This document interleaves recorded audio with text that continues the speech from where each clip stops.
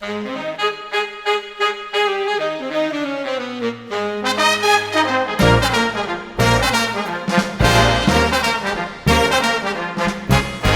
fraternos. Los saluda Cris Ávila. En el presente documental, ilustrísimo Teófilo conocerá más ejemplos sobre la poca credibilidad de los evangelios como relato histórico, y la escasa solidez del argumento de la inerrancia bíblica. El marco geográfico donde se circunscribe la historia de Jesús de Nazaret incluye numerosos lugares. Pero un estudio minucioso sobre estos sitios de importancia en los evangelios nos revela que sus nombres tienen significados meramente simbólicos, son desconocidos en el Antiguo Testamento y en la literatura de la época, y la evidencia arqueológica relacionada a estos lugares sagrados es poco convincente o hasta contraindicativa. Hablaremos sobre las ciudades de Nazaret, Cafarnaúm, Betanía, Enón, Magdala y Arimatea. Nazaret.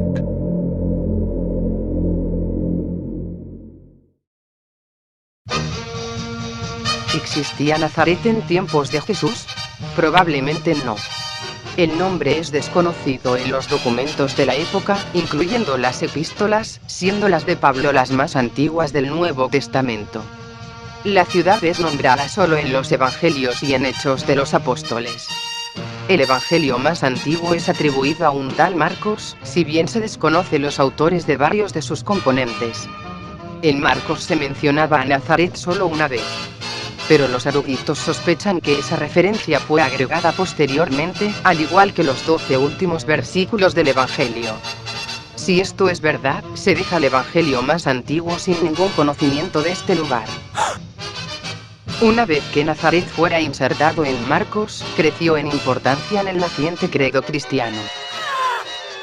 Se podría decir que para que Jesús hiciera una señal en el mundo, era necesario crear una palabra en Marcos. El padre franciscano Bellarmino Bagatti y el doctor Stephen Fan realizaron intensas excavaciones en Nazaret en distintas décadas, pero no lograron encontrar algún vestigio de construcciones que daten de la época de Jesús. La mayoría de las piezas halladas por Bagatti son probablemente posteriores al siglo I, y parecen ser artículos funerarios usados en los entierros de los residentes de Jafía, un antiguo poblado ubicado muy cerca de Nazaret. Según los hallazgos de Bagatti, se podría concluir que Nazaret no habría sido una ciudad, sino simplemente una necrópolis. Ya que la ley judía prohíbe habitar en las inmediaciones de un cementerio, podemos estar seguros que no había población judía en ese lugar en los tiempos de Jesús. Cabe recalcar que, según el Evangelio de Lucas, Nazaret se asentaba sobre la cima de una colina, por donde una muchedumbre de judíos intentó desbarrancar al Mesías. Sin embargo, la actual ciudad de Nazaret no ocupa la cima de una colina, sino más bien el fondo de un valle. La primera muy dudosa mención registrada del topónimo Nazaret, se cree que está sobre un fragmento de mármol, encontrado en los restos de una sinagoga, en la antigua ciudad de Cesarea, y parece datar del siglo III o IV d.C. Las letras NTSRT están esparcidas por los bordes rotos de la piedra, y la N dañada probablemente ha sido precedida por una G, una letra estrecha en hebreo, que cabe fácilmente en los espacios vacíos del fragmento, y se leería Genesaret, no Nazaret. Genesaret fue fundada en tiempos helenísticos y era bien conocida. Las referencias a Nazaret añadidas al Evangelio de Marcos fueron probablemente producto de un error inducido por Mateo, quien malinterpretó una profecía del libro de Jueces. Mateo pensaba que, según esta profecía, el Mesías sería llamado Nazareno.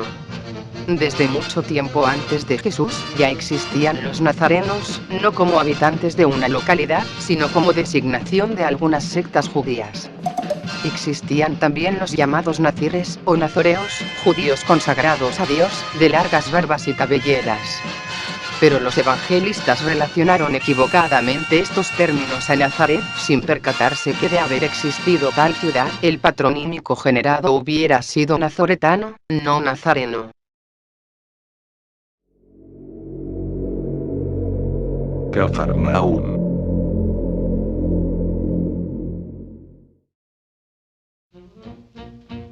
desde que a Cafarnaúm se le considera el segundo hogar de Jesús y de Pedro, y es el sitio de algunos de los milagros más sorprendentes, echemos un vistazo a la evidencia existente. Esta ciudad se diferencia de Nazaret porque se dice que fue mencionada por el historiador judío Flavio Josefo, en sus libros Guerra de los Judíos y Autobiografía.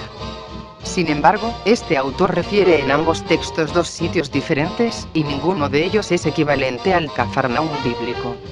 En Guerra de los Judíos, Josefo no describe una ciudad sino un manantial de nombre Cafarnaúm, y cuenta sobre los extraños peces que viven ahí. Josefo creía que Cafarnaúm era una rama del río Nilo. Si este fuera el Cafarnaúm de los Evangelios, Jesús y Pedro hubieran vivido y dormido en el agua todo el tiempo. En un pasaje de autobiografía, el autor menciona una ciudad llamada Cafarnaúm. Piadosos cristianos, faltos de entendimiento, han hecho creer a algunos eruditos que Josefo hablaba de la ciudad bíblica. Pero Cafarnaúm claramente no es Cafarnaúm, que al igual que Nazaret, era desconocido fuera de los evangelios antes del final del primer siglo. El padre de la Iglesia, Orígenes, propuso que el significado de Cafarnaúm sería lugar de consuelo. Orígenes entendió claramente que este y otros nombres sagrados tenían un significado simbólico que convenía a la historia en la que fue encajado. Mientras la mayoría de eruditos opina que Cafarnaúm significa ciudad de Naúm, refiriéndose probablemente al profeta bíblico, es posible que se haya perdido la esencia del significado original, que motivó que los evangelistas lo escogieran como el nombre místico del sitio donde ocurrió el progreso más importante de su culto naciente. Cuando vemos cómo esta palabra hebrea ha sido traducida al griego en varias versiones de la Biblia, encontramos que también podría ser traducida como Paráclito o Consolador, lo que revelaría la intención de los evangelistas cuando crearon a Cafarnaúm, como el pueblo del Paráclito, que establecería la idea de que el Espíritu Santo dirigía la iglesia primitiva, y de cómo ésta realizaba el papel de intercesora. Cafarnaúm es mencionada 16 veces en los Evangelios, y ni una sola vez en el resto del Nuevo Testamento. A pesar de la importancia de esta ciudad durante el presunto ministerio de Jesús, los discípulos al parecer no regresaron al lugar, si se juzga el silencio de Hechos de los Apóstoles. Esto es curioso. Por los lazos de organización, se supondría que por lo menos uno de ellos volvería para mantener la empresa. Desde luego, si Cafarnaúm fue un simbolismo y no una entidad geográfica, esta circunstancia peculiar se entiende fácilmente. El análisis exhaustivo de todas las presencias del nombre Cafarnaúm con respecto a la geografía y el ajuste topográfico, no produce ninguna imagen convincente de un sitio específico. Tanto Marcos como Juan indican que la ciudad se ubicaba cerca de una orilla del mar de Galilea, y contenía una sinagoga.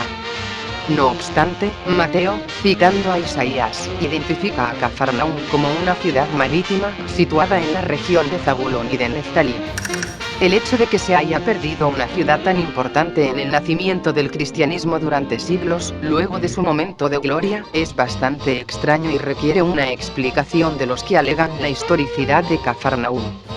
El silencio de Orígenes acerca de su posición geográfica y descripción también debe ser explicado, ya que él vivió en Cesarea, a solo 72 kilómetros del sitio que los mapas modernos llaman Cafarnaúm, y viajó extensamente.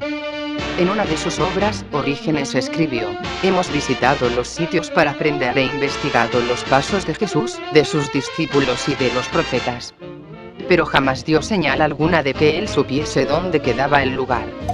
Todo esto favorece claramente el argumento de Orígenes de que los evangelios y los lugares mencionados en él deben ser interpretados místicamente, no literalmente.